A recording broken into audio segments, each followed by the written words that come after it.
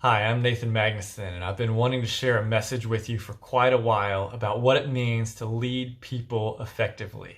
I've been privileged to work with thousands of leaders over the past decade, and there are 4 leadership skills I've noticed that make or break leaders. And in my experience, these skills follow the 80-20 rule. Get these skills right, and you'll avoid 80% of your leadership challenges. So the first is to assume positive intent. And basically what this means is just deciding that most people show up to work each day wanting to do a good job, or at least not wanting to screw things up. And there are some different opinions about human behavior. Are people more theory X or theory Y? But I'm here to tell you that when you choose to assume the best about your people, things go a lot smoother for everyone.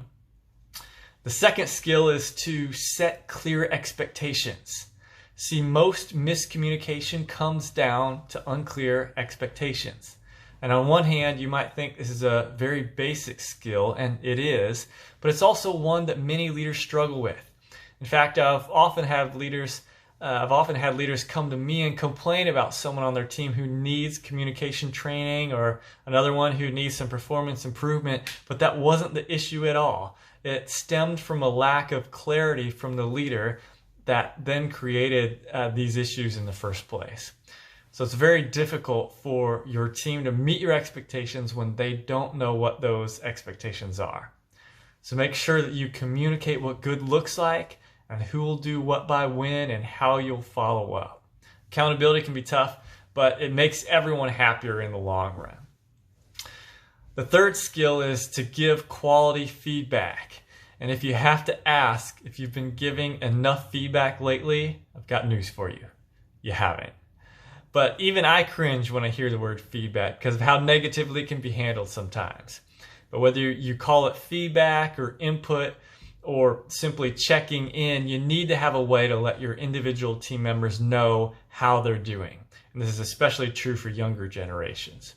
We could probably do a series of videos just on feedback, but the basics are to be timely, be specific, and be constructive.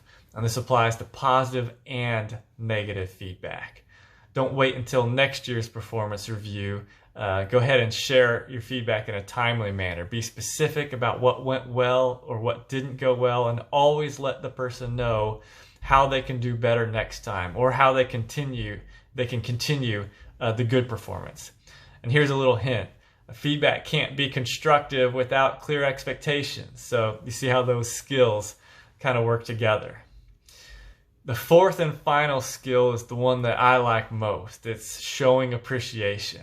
This should be the cheapest, easiest, and most enjoyable skill of all, but unfortunately, many leaders skip it altogether.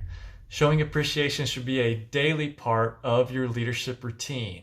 Let your team know you appreciate them for performing the basics, like showing up to work and being dependable, and show appreciation for when they go above and beyond as well. When people feel that their efforts are noticed and appreciated, they always contribute more. So there you have it. Assume positive intent, set clear expectations, give quality feedback, and show appreciation. I challenge you to perform these skills well, and I guarantee your leadership experience will be a lot less challenging and a lot more rewarding.